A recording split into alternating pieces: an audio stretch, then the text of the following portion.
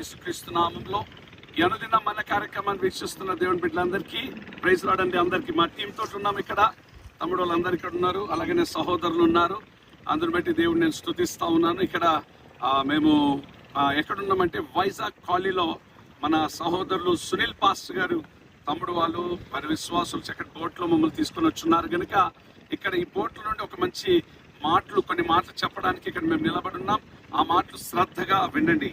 మత్తయి సువార్త 14వ అధ్యాయము 28వ వచనం 29వ వచనం నేను చదువుతాను.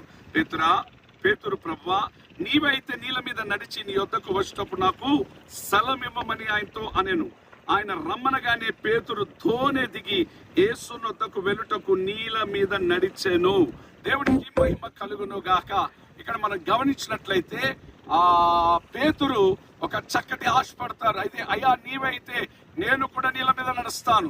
వెంటనే పేతురు ఆ విశ్వాసంతో ఉన్నాడు కనుక నీళ్ళ మీద నడవడానికి దేవుడు కృప చూపించినాడు. కానీ బైబిల్ అక్కడ చెప్తుంది కానీ ఎప్పుడైతే అక్కడ కాని ఉంటుందో కూని ఉంటుంది. ప్రియమైన దేవుని బిడ్డలారా, ఆయన నమ్ముకున్న వారు ఆయన మీద విశ్వసించాలే కానీ ఎక్కడ మన మనస్సు తిప్పకూడదు.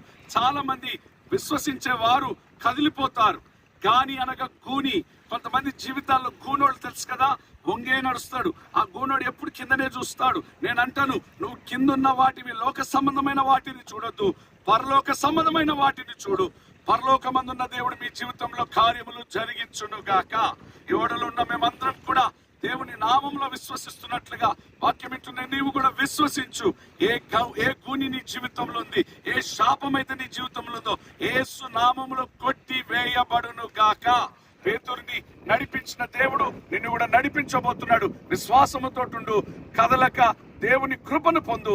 సియోను నుండి నా దేవుడి నిన్ను ఆశీర్వదించును గాక. కళ్ళు మూసుకొని తల వంచండి. ప్రార్థన. తండ్రి, ఈ వాగ్దానం నీ బిడ్డల జీవితంలో నెరవేర్చి సహాయం చేసి కృప చూపమని యేసు నామములో అడుగుచున్నాము తండ్రి. గాడ్ బ్లెస్ యు అండి. మీకు అందరికి వందనాలు. మా సహోదరులు కూడా మీకు వందనాలు చెప్తారు. Praise Lord. Thank you.